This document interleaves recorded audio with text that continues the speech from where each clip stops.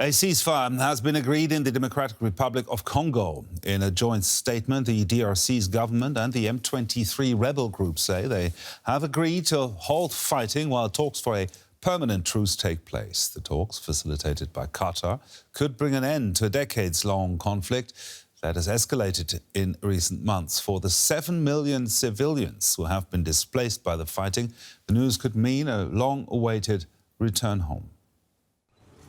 The city of Bukavu, on DR Congo's border with Rwanda. As town after town fell to the M23 rebel group over the past few months, thousands of displaced people fled to this strategic center at the southern end of Lake Kivu. But then M23 took this city too, with almost no resistance from the Congolese army. Residents say the past few months under the Rwandan-backed rebels have been terrifying, as the rule of law has broken down. The security situation has not been good, and there are many reasons for this insecurity. First of all, I would like to say that nowadays, not a night or two goes by without reports of homes being attacked during the night. Mapendo was displaced when the fighting came to her hometown south of Bukavu. 2 members of her family were shot while fleeing. Along the way, she rescued a boy whose mother was killed in a firefight. A woman in Bukavu let her and her children stay in this home. May God bless her. She took us in, but eating is a problem. She has her children and I have mine. We end up being 30 people around one plate. We eat just to calm our stomachs. It's not good at all. We pray to God that everyone can return to their homes. While government and rebel forces try to hash out a permanent truce in the Congo, war-weary citizens have reason to be skeptical. Just in the past few years, the parties have agreed to truces and ceasefires a handful of times, only to go back to fighting after the deals collapsed. For more on this, I'm now joined by Richard Moncrief, an expert on the Democratic Republic of Congo for the International Crisis Group, a think tank, and he joins us from Lille in France. Richard, let's start with a pledge for a joint truce. We have heard of a truce at least 6 times since 2021. What are the reasons to believe this time will be different? Well, I wouldn't say it would certainly be different. But I think we have a couple of small reasons for optimism. Firstly, this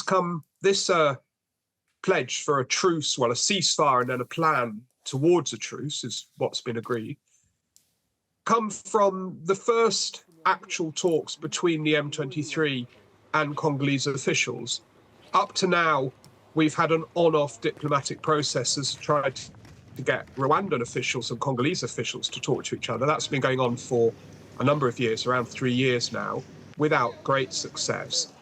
But these talks that Qatar have hosted have managed to bring together both Rwandans and Congolese, and then in parallel, Rwandans and M23 officials. And I think that's to be welcomed, because both parties need to talk, and there needs to be both a domestic track where the Congolese government talks to the M23, who are Congolese nationals, but also talks to the Rwanda, because Rwanda essentially holds a control over the M23, and they need to be part of the equation as well.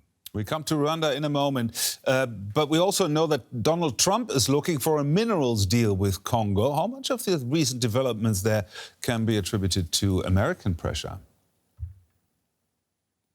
Well, at the moment, I think we see American pressure pushing broadly in the right direction and is compatible with the Qatar initiative. Exactly where the Qatar initiative came from, I'm not absolutely sure, but we do see Qatar officials taking this very seriously and making a genuine attempt to hammer out an agreement. Qatar has good relations with both Rwanda and DR Congo, and so in that sense is well placed. However, there's also an African Union initiative, which has been set up both by the African Union and by the Angolans, who were, as it were, stepping out of the room. And they set up some African mediators, in particular the Togolese president, So we still have to see exactly how the Qatar initiative, which has made some progress, will find synergy, let's say, with the African initiative, which has yet really to get off the ground or is yet to be resurrected after the Angolans stepped aside. Now, you've mentioned Rwanda, which has been denying for years that it's supporting the M23 rebel. Briefly, if you can, what's Rwanda's part in this? Well, Rwanda has supported the rebels, the M23 rebels, since their re-emergence in 2021 and 2022. There's really no doubt about that. The evidence is overwhelming. The Rwandans broadly say, even though they often deny their presence, they broadly say that they're there for security reasons because there are a number of armed groups, in particular a group called the FDLR, who are dedicated to overthrow Kigali, the government in Kigali. However, the Rwandans have gone much further than fighting the FDLR, and we see that they are taking, along with the M23, taking vast chunks of Congolese territory, which is very worrying.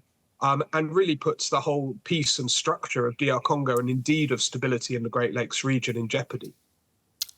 Richard Moncrief from the Crisis Group, thank you. Thank you.